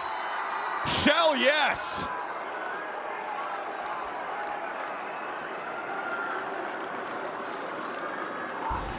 There's the range. We haven't seen that in a few weeks, and he's been nicked up. But as this Cavalier offense gets to full strength, Connor Schellenberger's stretch shooting will be a must. And the good thing for Virginia fans is when he's healthy and he's showing you range, then defenders start flying out at him. That's when it opens up his dodge game. That's where the versatility will reign supreme with one in blue. He's got options. That might have been 2-point range in the PLL. Again, it's LaSala and Fopp. Plenty of contact, as always, and it's Virginia ball again. His dad, Scotty, he's a legend. He's the best. Yeah, we're talking about golfers. He loves to play the game of golf. Peter Garneau, 33 in blue, supposedly is the best golfer on the Virginia team. I don't know if he could beat assistant coach Kip Turner, though. He's pretty good. I've heard he's incredible. I don't play golf. You're a wise man, Kirk. It's good for your mental health, not playing. Here's Griffin Schutz with a long runway, matched up with Sam Alexo. Physicality is free here. Eyes always up for one. Exactly. I was thinking the same thing, right? Like his eyes are always dissecting the layers of the defense. Two-man game, Moore to Connor, up top, Schutz. It's just too easy. That's why they call it execution. You know, a lot of teams have playmakers. Virginia has playmakers that are passers, right? Like the ball moves at hot potato speed, right? Just in the stick, out of the stick. Heads are up. And Connor, with 3 goals and 3 assists for the 6 points, has been masterful. It just makes everyone work harder off the ball. When you know you have passers, there's a purpose when you play offense, right? You want to move quicker. You want to move to fresh areas on the offensive zone because everyone can get you the rock. You saw Griffin Schutz now has 20 in his freshman season. They've got 5 guys with 20 goals now. Schellenberger, Cormier, and Dixon had it coming in, and Moore and Schutz with 2 apiece today, both up to 20 on the season. This is the score where if you were thinking about Syracuse and if they would bring it, this is where you question Syracuse. At 4-8, the season's over. How will they respond when Virginia goes on these runs? And Virginia's really handing it to them, right? Are they going to throw in the towel at 4-8? They've got nothing to play for in terms of May. This is where their character will show. They're going to finish sub 500 for the first time since 07. If you have a losing record, you're not eligible for the NCAA tournament. Good feed. Wow, Birtwistle! It's a highlight reel goal in his 4th of the day. You know Curry's not going away. You know Dordevic's not going away. Look at the feed by 16 in white. Brendan Curry in the backhand. This is a perfect shot for a couple of reasons. He feels the pressure, right, of the defense. He's losing his angle. By wrapping that behind his back, essentially it gives you the same angle as if you shot lefty. You can't shoot lefty there because you'd have to shoot through the defense, so you rip at BTB. Behind the backs are not fancy shots. They're functional, needed shots in our game for that very reason. Almost 15 minutes of game time between goals for Syracuse. I leave this game thinking that Birtwistle is a guy that fits into this offense next year. And it's not just because of the 4 goals, it's how he scored the 4 goals. They're all assisted. Kennedy, look out. I would think Birtwistle, if he scored 4 unassisted goals today and he was running through guys, I would think he has less of a factor in next year's offense with all those guys than what he's doing today. The fact that he's scoring assisted goals with the influx of talented playmakers who can get to the rack and pass, that makes me believe there's a spot for 9 in white. He can fit in anywhere. Dordevic, yes! Tucker Dordevic, 2 goals in a row for Syracuse. Hat-trick for 23, his 45th of the season. Throughout this season when things were going rough, the one thing you learned about Dordevic and Curry, the leaders of this team, they never quit. They always empty the tank. They gave it 110%. The last assist was Curry. The last goal, Tucker Dordevic, in Dordevic style, right? His sweet spot on the offensive zone is the high wing. That's where he puts so much conflict on an opposing defense for this reason. When you're on the high wing, the 5 other defenders have to kind of guess, are we gonna slide like you're from behind or up top? Because those slide packages change. So the wing is like the no man's land. That's his go-to spot. Yeah, sometimes you show adjacent, meaning you're the next man. But slide rotations defensively are different from when the ball's behind and it's up top. And when you're a wing dodger like Dordevic that could get underneath or go up top, you put pressure on a defense. Is it almost that teams aren't used to playing against guys like him and that they kind of don't know how to defend it? The fact that he's never played attack this year has almost been like part of his secret sauce, right? He doesn't have like 12 years of being an attacker. He's an offensive player. They're saying, please make a play for us. We don't care how you do it. Make a play. So he's unconventional. Yeah, he's an attackman who's their best player who almost is never behind the goal. He doesn't live at X like a lot of guys. Great point. That shot didn't get through. Fight for it. Alexo wins it with 3 flags on the carpet. Here comes 48. Rice already has his first career goal.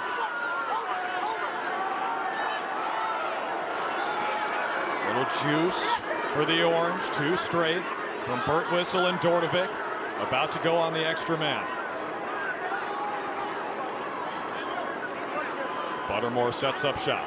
Waits for the sub. Tyler Cordes, the first line midfield for Syracuse, is out there. Curry, look at the speed. Fast and furious. Let's check on the flag.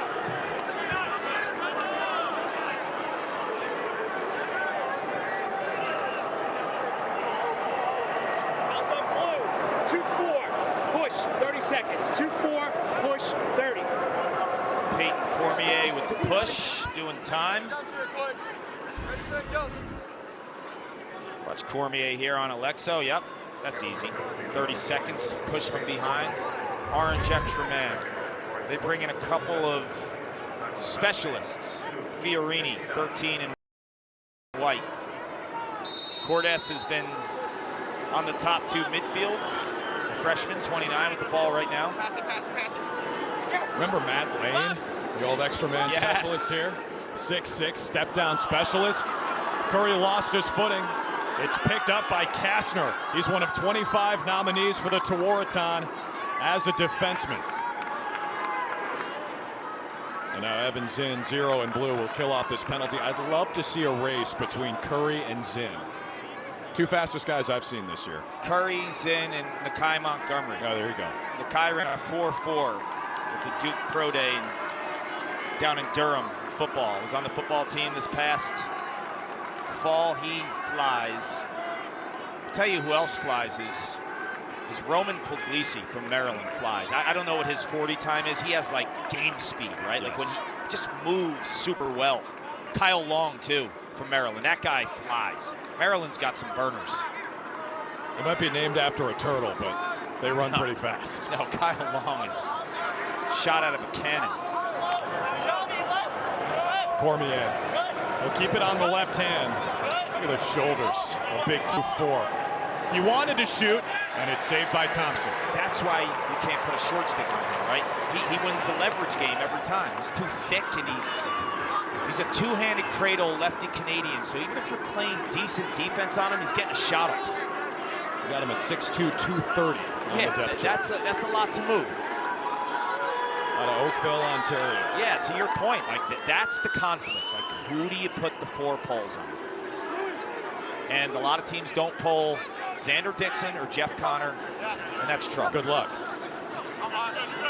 There's Dordevic again. This is his sweet spot. Nunes right into the cross. It almost makes you think, Hart, the team that beats Virginia in the tournament, if someone does, for the first time since 2018, maybe they switch it up and they change who they put the poles on throughout the course of a game. Either that, or you have to have a really good short stick defensive midfield group. And Maryland has that. They've got everything. Yeah. You have Roman Puglisi, who's a shorty. Jake Higgins is a shorty. Those are like big time. Alex Smith, so you have depth there with the short stick position. Like, those guys can play defense. Here's Connor, 6 points already. 3 goals, 3 assists. There's a collision behind the cage with Matt Moore. Lucas Quinn, who is trapped on defense, wins the battle. Thompson has it. Oh, Kennedy can't control it. This ride's ferocious. Murphy had to fire it as the third quarter comes to a close. Little life from the Orange. Back-to-back goals to end the third quarter, but it's been all Hoos today. 18 goals through 3. Fourth quarter is next as Virginia's got plenty to play for. They try to ice it next.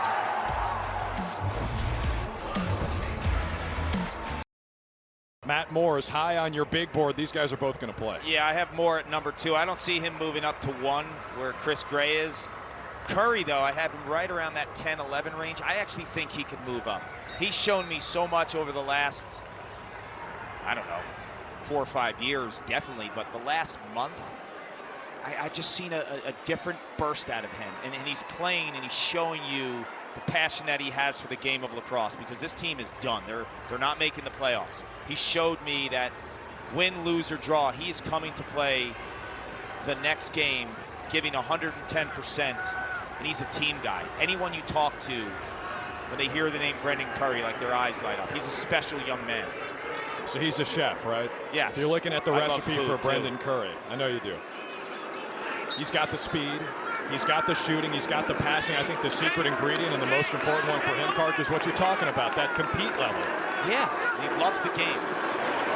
Syracuse strikes quickly. 10 seconds into the fourth quarter. Brandon Aviles has his first of the day. You want to drum up some offense off the face-off, right? Jacob Fox scraps his way there, wins it himself. Aviles is behind him, and the Virginia defense is just out of sorts. Like, no one's picking Aviles up. They don't want to leave the players on the pipe, the attackmen, so they're saying to themselves, okay, we're more concerned with these 2 attackmen on the pipe. If we slide to him, Aviles could pass it. Let's see if he can beat him. Meaning, can Aviles beat Nunes? And that time he did. 3 straight for Syracuse. Last 2 of the third quarter and the first one of the fourth. 10 seconds in. Third of the season for Aviles. Petey LaSalla wants a hat trick. That's his left hand. Don't call him a Fogo, man. Scoring goals, ripping it lefty. You know, we talked about Brendan Curry and the PLL and Matt Moore. The love for the game is a huge, huge piece to all this. Like, if I'm a GM or I'm a coach, I want to know, like, how invested is this player after 4 or 5 years of college to continue playing the game with a tremendous amount of passion, right? Because there's guys in the league, whether it's Will Manny from the Archers or Grant Ament from the Archers. Like, these guys live and breathe lacrosse 365 days a year. It's on their mind daily. Those are the kind of guys you want. Jeff Connor bounces it home.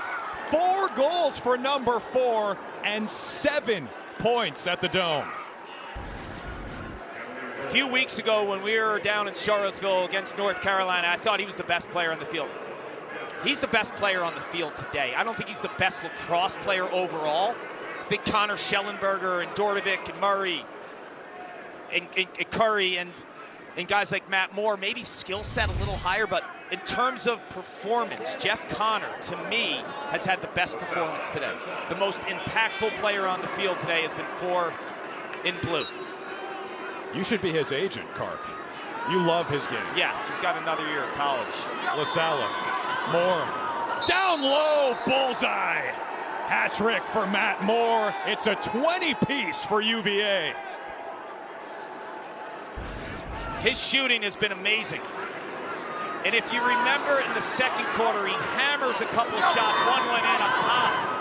And from that same release, now he's going low. He was low to high in the first half against the Syracuse goalies. This time he's low to low. So he's playing some mind games with the opposing goaltenders for Syracuse. Bobby Gavin in the beginning Now Harrison Thompson. Looked like he was bowling like the Big Lebowski there. Letting it fly. Movie reference for you. There you go. You're I'm trying going to like, 90s. prove yourself. You're trying that you're not like a total fraud, right? The rumor is that I'm getting hammered. Your phone's blowing up with people crushing me. Well, for not knowing anyone that who's reference. 40 and older that hears that you don't know to put it on Underhill. You know, I'm going to give Chevy you. Chase? I'm going to give you a list this summer, and you can catch up. Thanks, Carl. I've seen National Lampoon's Christmas Vacation. It's Chevy Chase. Dordevic. Running right to left, he is scary. He sets the screen for Buttermore. First line midfield out there for the Orange.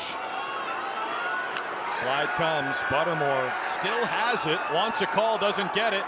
Late flag. Winds it, shoots it, missed it wide, flag is out. And Syracuse will head to the man up. It was late. Let's see if they get the slash in Virginia. Let's listen up. Blue, 2-2, slash, Yep. 1 minute, It's on 60 Quentin seconds. Matsui. Matsui, those Eden Prairie guys. How far is that from your hometown? 10, 15 minutes. The Lake Conference, West Metro schools. Rivals? Big rivals. Cross country, those dudes are fast. Football, too. They played Michael Floyd in Cretin-Durham Hall Oh, in I the remember state him. championship. Notre Dame, wide receiver. He was a beast. I'll tell you what, at 20-11, if I'm Lars Tiffany, Matt Moore is not playing again today. With the leg injury, with the way I saw him run against Duke last week, hobbling along, the great performance today that he rebounded, take it and run, right? Like, take it and run. The time is now to say to him, you're done for the day. No need to press your luck. 2011, by the way, was the final in Charlottesville when these two met up in February. On the extra man, Dordevic had his hands free but lost it. Might have been thinking about the shot before the catch. Half the man up is gone. Portis to Seabold.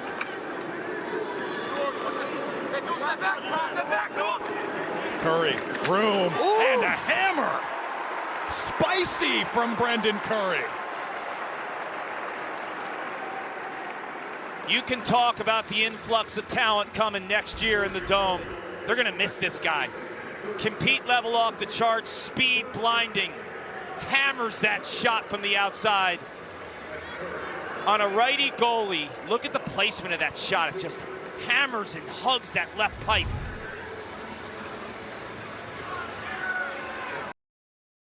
Curry's got some kick. 92nd goal of his career. He's now one away from his dad, Todd. Todd was an incredible player. 1987, multiple-time first-team All-American, Team USA. Most importantly, great human being. Also a cook, like Brendan? I don't think so. I don't know if Todd drops the heat in the kitchen. Matt Moore's back in. I don't like this. Yeah. I just don't like it. You're up 8 goals. I know you never feel totally comfortable, but based on the way that he's been hobbled the last few weeks, you showed that he could play at full strength. Don't test it anymore. You almost wonder, Clark, are they going for some style points for the committee? Zinn turns, too high, Schellenberger on the backup. They already have 20 goals. This is going to look good. Schellenberger, McIntosh, Zinn. This is what it does if Matt Moore is not in the lineup. Remember we said we have so many options if you're Virginia with who gets the short sticks? Well, now Jeff Connor with Matt Moore out of the lineup could get a long stick on him. Do you want that? It's part of their advantage. Yes. There's a flag as McIntosh took a beating near the crease.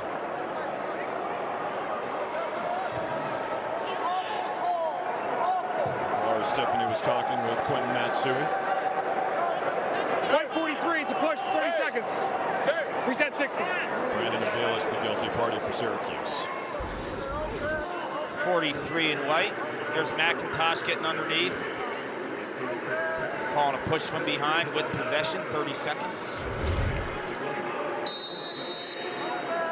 Moore is out there, that's him, behind the cage. The man-up's improving now. They were in the 30% zone. Now they're clicking at about 43%. What a feed in front. Dixon stuffed. Here's Moore. Operating goal line extended. Schellenberger up top. Cormier. Sharp angle, doesn't matter.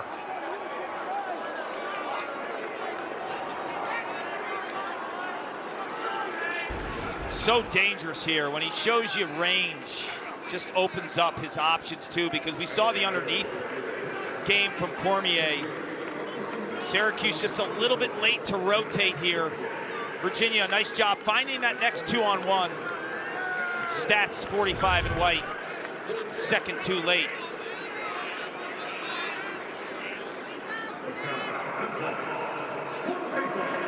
Look at that. Most goals ever against Syracuse. This is the 40th all-time meeting. Virginia's going to even up the all-time series today, 2020. It was 510 to 507 all-time goals. It's not going to be that close after today. Cormier, wow, the passing is a thing of beauty, and Thompson stops Schellenberger.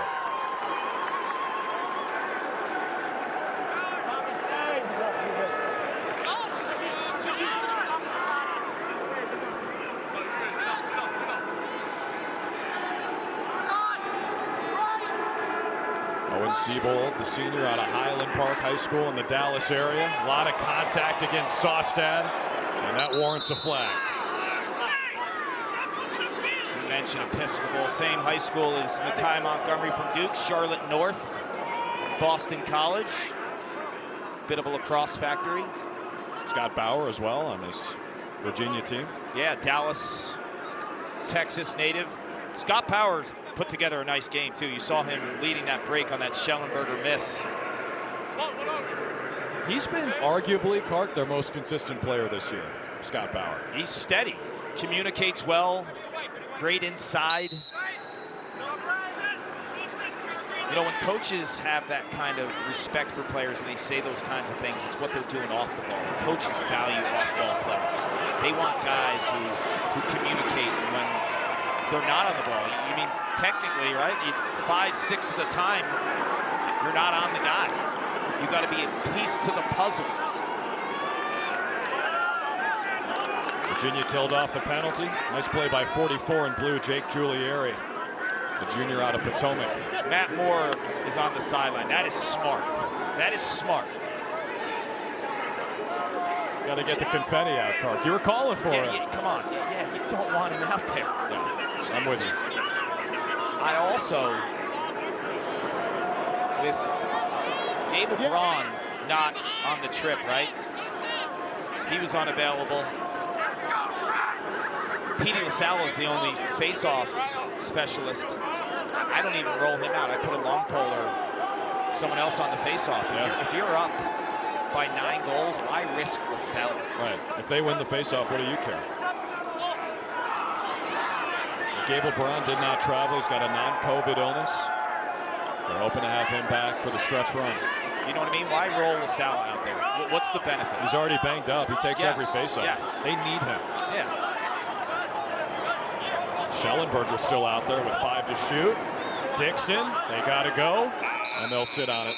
It's a shot clock violation. With 8.5 to play in this fourth, and there's a flag. Yeah, it's going to be on Dixon. I think he chucked the ball. You have to put the ball down. The key thing is understand the shot clock like a second before they blow it, then you can chuck it. But if they blow it, you have to drop it right there. It's a timing thing. Anticipate it. Blue, 10 blue, 10 blue, delay a game, 30-second technical foul. When you hold the ball until 0, you are forced to place it down immediately. If you roll it or chuck it, you're doing time. Extra man chance for Syracuse. They're just over 40% on the season. There's Fiorini. Man up specialist. Portis couldn't handle it. Noon sweeps it away. If I'm Birtwistle, I'm asking myself, why aren't I on the man up? I can finish. He's got 4 goals, even strength today. Oh, BT Beer as well. Hey, right here, go low. Matt Nunes, the goalie. Syracuse fans will think of Troy Nunes, the absolute magician. There you go. Well before your time, right? Well, it's a blog, so the youngins like me can check it out. But the blog started well before your time. Yeah. Yeah, that was like early 2000s maybe. Troy Nunes is an absolute magician. Yeah, good Twitter follow as well. They give some coverage to the Syracuse lacrosse team. This is the best time of year for lacrosse fans. Lacrosse is a big deal here. Yes. It's a big deal. Guys will come here and, like for me, student media, never really knew anything about lacrosse. Come here, you're kind of forced to learn it. Yeah. And you find out that it's awesome. You know what? A lot of you that fall in love with the game here, as someone who's watched and loved it my whole life, I appreciate the investment. Guys like you and Jay Alter and Anish Shroff that went to school here and went up the ranks through the lacrosse program. Like there's that respect that I feel that you guys have for the game, and I appreciate that right off the bat.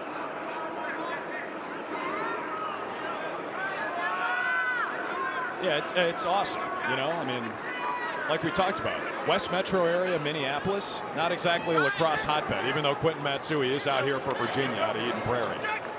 This is a lacrosse hotbed. There's Owen Siebold out of Dallas with his first today.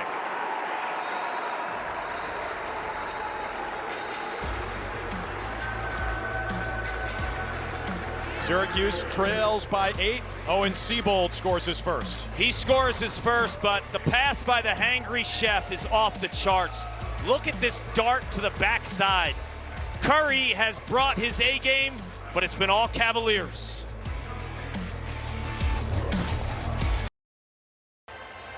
Hope you took the over today. 21-13, Virginia over Syracuse. The Who's offense has been a motor. And Matt Moore was ready for anything today, brought to you by Old Spice. Yeah, can you say hammer time? This thing absolutely pasted the top portion of the net. Double pipe. Plant your feet, let it rip. That's poetry in motion, meeting brute force. 95-mile-an-hour plus. Absolute dagger for the Cuse. You saw the numbers too. Moore and Connor. Everyone's come to the party though. The amount of scoring and the depth, right? Like how many players they can throw at you. This is the #1 party school in the nation, and Syracuse? Virginia has invited everyone up here. Ah. Here comes Syracuse in transition. Birtwistle has a 5 spot. Came in with 6 goals on the season. Karki's got 5 today. Yeah. Big time finishers had little subtle type of tendencies in their shooting stroke. Right there, watch how he shoots to the near pipe on a righty goalie. There's hardly any margin for error there. That is a big time finish by Birtwistle. He wanted to stay away from Nunes' dominant right hand, right? Because he felt like Nunes was maybe baiting him a little bit to jump to his strong side. So he gambled a little bit to throw it near side on the off stick of Nunes. That is a high level type of shot in terms of accuracy by the 5 spot in Jackson Birtwistle, who's been a huge bright spot. Aviles already scored today, somehow emerged from a pack of wahoos with that ball. We've talked about Matt Nunes' top hand speed. It's like Birtwistle used that against him with that goal. Well, Nunes can kind of just hedge a little bit, and if Birtwistle's looking at the goal, most of the net was on the strong side of Nunes. He's a righty, right? So he kind of baited him a little bit. He didn't take the bait. Here's Dordevic. He's got another hat trick today. Feed to Siebold. He lost it. Turnover. We talked about this in the open, right? Like the future of Syracuse lacrosse. Where does it go from here? You talk about the #1 recruiting class, and before you fast forward, let's talk about this team and opportunities for them this game and next game against Notre Dame. If you're a young player, you have an opportunity to make an impression. The one young player who didn't get a ton of playing time this year until last week was Jackson Birtwistle. He made that impression today. Like he's saying to this coaching staff, you might have all the top guys in the country coming next year, You need to find a spot for me. He's forced his way into the lineup. And it's just another piece for Syracuse fans to get excited about heading into next year. Yeah, and I went deep into that piece because he doesn't need the ball. Yeah. Like all these other guys, Dordevic and Spallina and Owen Hills, they can operate with the ball next year.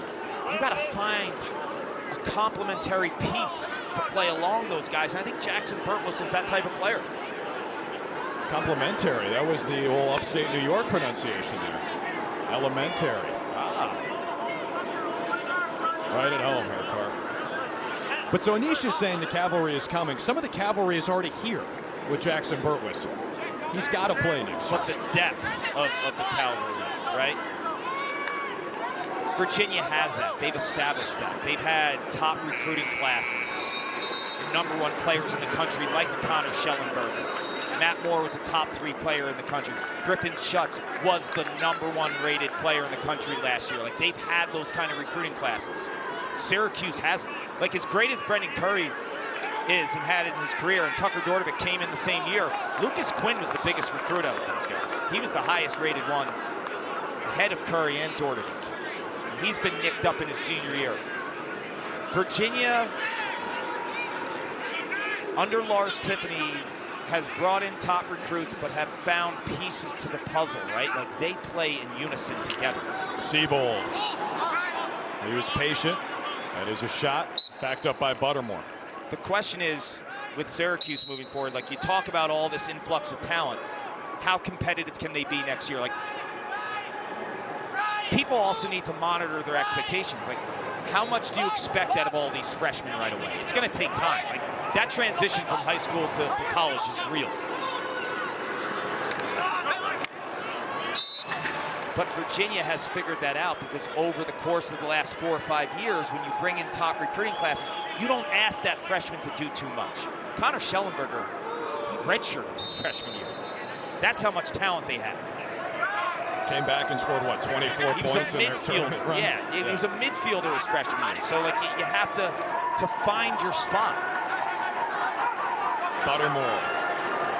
Seabold, high to low, and he scores. 15 goals for Syracuse. It's going to take a miracle to win this game, but they're putting up numbers. You know, they care in Central New York. This team is 4-8. There's a crowd here. They're not playing late in May this year. But lacrosse means something in Central New York because of the tradition and the history of the program. Owen Seabold knows that. His father, Bob, played for Syracuse in the 1980s for legendary coach Roy Simmons Jr., who's in attendance.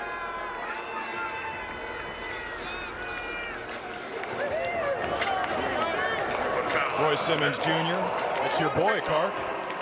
That man, along with my father, the 2 most influential people probably in my life. As a coach, he didn't teach me much about the game. He taught me more about life. I ate breakfast with him today, spent 3 hours at his kitchen table with him, just talking about life. Like, we talked very, very rare did our conversation go into lacrosse in terms of, like, player status or X's and O's. It was just about life. And you learn something every single time you sit down with Roy Simmons Jr. He's like such an interesting man. He's a sculptor. He's traveled the world. He's done everything. So blessed to have him in my life. He is a legend here at Syracuse. His statue is outside Ensley for good reason. And he's adaptable, too. He wasn't set in his ways. When the Gates showed up, they changed everything. The one thing we talked about today, I said the Gates have had the biggest impact in lacrosse history, because I said if you turn on a tape in 1986, the year before they came here, and then you turn on a tape in 1990, their last year here, the game didn't look the same. Like, that 4-year span, I've never seen a change in lacrosse that drastic in such a short period of time. 86 to 90. It's called Gary and Paul Gate. What's the difference? Instincts, style, flair for the dramatic, doing things that you couldn't imagine with a lacrosse stick. I mean, just Google 1990 Syracuse lacrosse.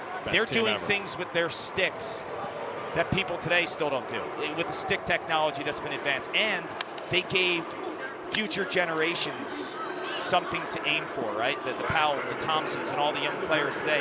That's the foundation of the Gates. Folks, don't forget Maryland Hopkins coming up next here on ESPNU, currently over on ESPN News with Cotter and Ryan Boyle. There's a pickup from Aviles, who's already scored today. Brandon Aviles with real estate right down Marshall Street. Brings it off the pipe. Be careful about Virginia, too. You look at the 3 losses. When this team's clicking, don't mess with Virginia. Don't mess with them. I'm telling you, this team, Maryland is undefeated, and they're doing things in extraordinary fashion. Don't discount the experience of winning huge games, too, right? These are the 2-time defending national champs. Might be weird to say people are sleeping on a team that's won the last 2 championships, but don't. They'll wake you up from a nightmare. Virginia's offense was a nightmare to defend today. 21-15. The Hoos put up a 20 spot against Syracuse for the 2nd time this season. That'll do it for us from the Dome. Thanks so much for joining us. For our entire crew, led by Kristen Hennessy and Scott Hecht, my phenomenal partner Paul Carcaterra, I'm Drew Carter saying so long from the Loud House. Let's get you to some Big Ten action. Maryland and Hopkins. If you haven't seen the Terps this year, don't go anywhere. They're must-see TV.